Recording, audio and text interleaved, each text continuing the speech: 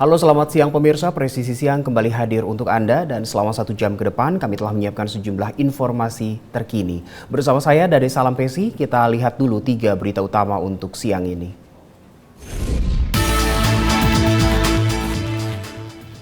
Presiden Joko Widodo meninjau panen padi di Kabupaten Sigi, Sulawesi Tengah dalam kunjungan kerjanya pada Rabu lalu.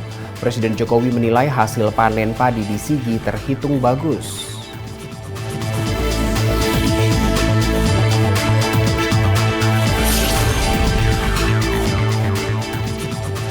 Polres Metro Bekasi menggelar operasi penyakit masyarakat dalam rangka menciptakan situasi Kamtibmas yang kondusif.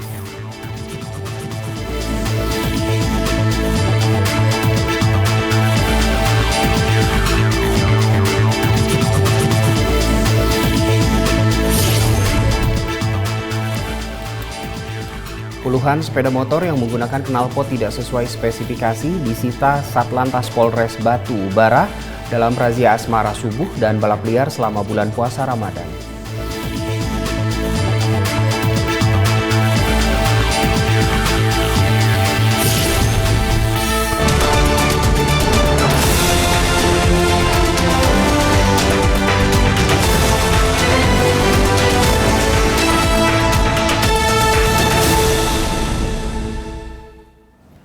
Bareskrim Polri menetapkan 5 tersangka dalam kasus dugaan tindak pidana perdagangan orang dengan modus magang kerja di Jerman. Peran dari kelima tersangka tersebut salah satunya yaitu sebagai agen yang menawarkan program.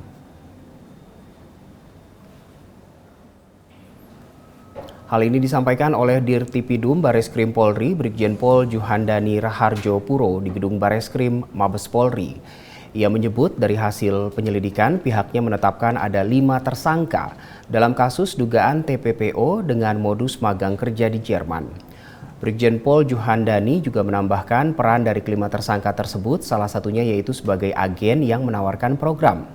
Selain itu, dia juga mengatakan salah satu penawaran yang digunakan oleh pelaku merupakan gaji sebesar 30 juta rupiah per bulan dan program ini setara dengan 20 SKS.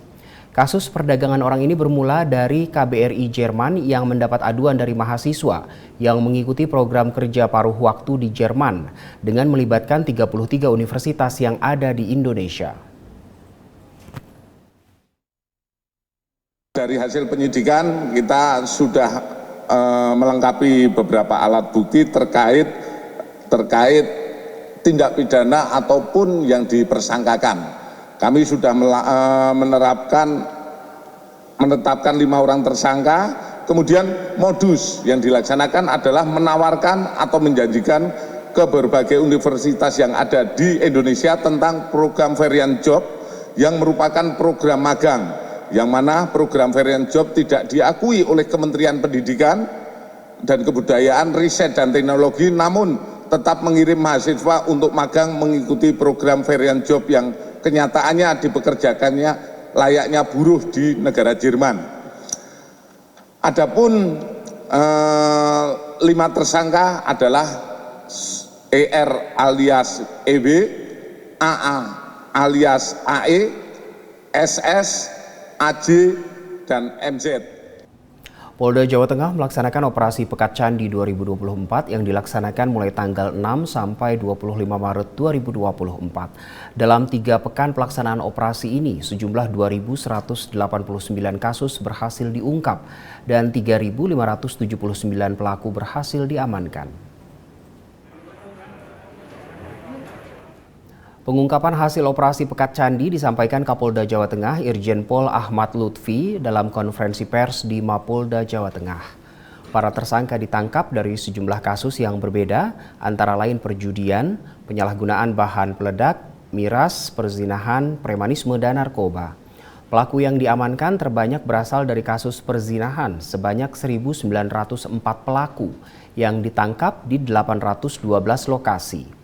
Adapun barang bukti yang berhasil disita selama operasi antara lain 410 kg bahan peledak, uang sebesar 67 juta rupiah, 11.000 botol miras, 79 senjata tajam dan 11 senjata api. Selain itu barang bukti lain hasil kejahatan narkoba antara lain 2.174 gram sabu, 294 butir ekstasi, 980 gram ganja dan 65.000 butir obat berbahaya. Kapolda Jawa Tengah Irjen Pol Ahmad Lutfi mengungkapkan pelaksanaan operasi pekat yang dilaksanakan memperoleh capaian yang melampaui target. Kapolda juga mengimbau masyarakat menghidupkan bulan Ramadan dengan kegiatan positif dan tidak melakukan aksi-aksi yang melanggar hukum. Dari hasil pelaksanaan operasi ini, rekan-rekan sekalian, Polda Jawa Tengah selama 20 hari telah berhasil mengamankan 3.579 tersangka. Jadi saya ulangi, kita amankan tersangka 3.479 tersangka dengan barang bukti 4,8 miliar rupiah. Dan ini tidak hanya dilakukan kita, kebetulan seluruh Kapolres di Jawa Tengah kita lakukan joint meeting untuk kegiatan yang kita laksanakan. Kemudian hasil daripada operasi yang pertama penjudian itu ada 81 laporan polisi dengan jumlah tersangka 344 orang. Kemudian targetnya sudah melampaui, yaitu 187% dari TO yang telah ditentukan.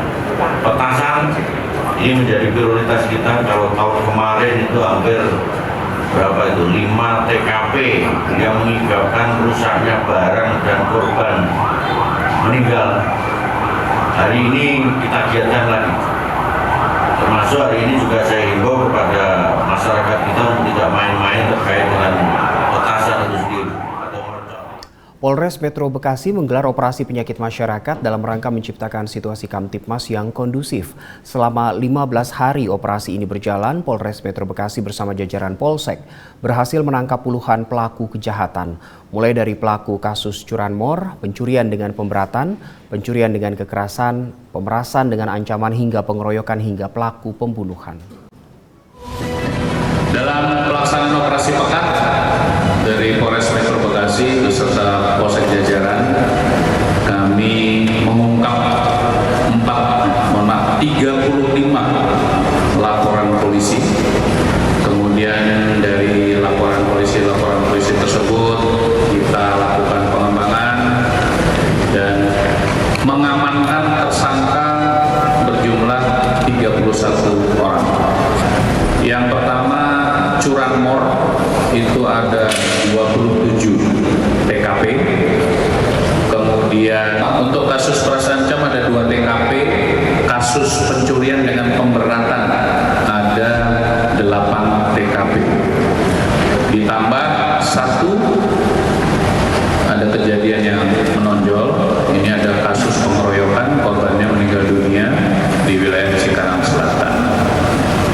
Kemudian dari berbagai perkara tadi, barang bukti yang diamankan 11 unit sepeda motor, 4 buah kunci letter T, 10 buah anak kunci pembobol kontak motor, 2 mata kunci magnet, 1 potong sweater warna putih, 1 potong kemeja kotak-kotak warna abu-abu, 1 potong baju lengan panjang warna hitam, 3 bilah celurit, CCTV, 2 unit HP, 13 buah kunci kontak, 4 lembar STNK sepeda motor, 1 buah kunci letter L berikut anak mata kuncinya, 1 buah alat pemotong kawat, 1 buah obeng, 1 tang pemotong besi, rantai, 9 kantong plastik active glue,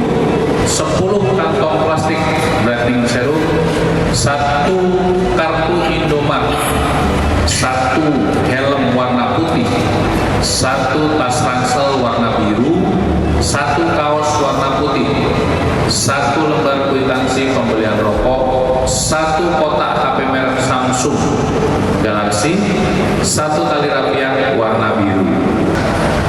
Ancaman pidana yang akan dipersangkakan kepada para tersangka. Yang pertama, pasal 363 KUH pidana. Kemudian pasal 368 KUH pidana. Kemudian pasal 170 ayat 2. Ketiga, KUH pidana.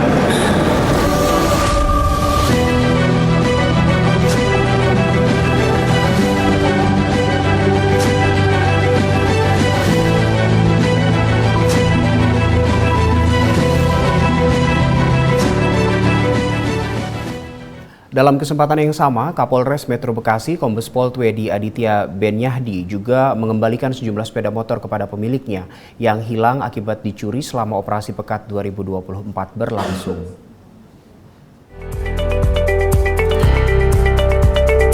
Selamat siang semuanya.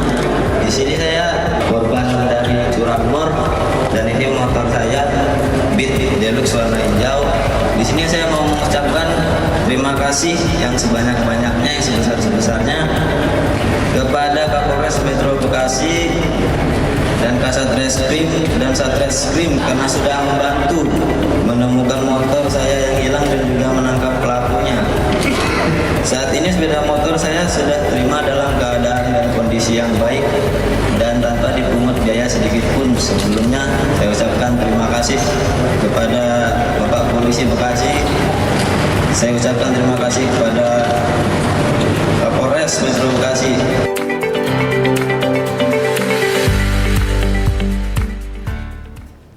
Polres Jepara menggelar sosialisasi pencegahan peredaran uang palsu. Kegiatan ini dilakukan untuk mencegah adanya peredaran uang palsu menjelang datangnya Hari Raya Idul Fitri.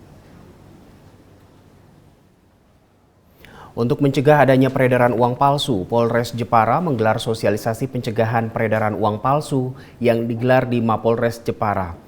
Sosialisasi ini dilakukan seiring dengan tingginya perputaran uang menjelang Hari Raya Idul Fitri yang rentan dimanfaatkan oleh pihak yang tidak bertanggung jawab untuk mengedarkan uang palsu. Untuk itu, Polres Jepara menginisiasi kegiatan sosialisasi untuk mengenal ciri keaslian uang rupiah ke masyarakat Kabupaten Jepara. Kapolres Jepara AKBP Wahyu mengatakan, untuk menentukan uang palsu atau tidak merupakan kewenangan Bank Indonesia. Namun demikian, masyarakat yang mencurigai adanya uang palsu juga dapat melapor ke kepolisian. Selain melakukan sosialisasi, Polres Jepara juga meningkatkan patroli di tempat-tempat keramaian yang memiliki potensi terjadinya peredaran uang. Belajar dari pengalaman ketika kita menghadapi bulan ini atau bulan Ramadan atau menghadapi Hari Raya Idul Fitri, ada potensi kejahatan yang meningkat, apalagi menjelang hari-hari Raya Idul Fitri.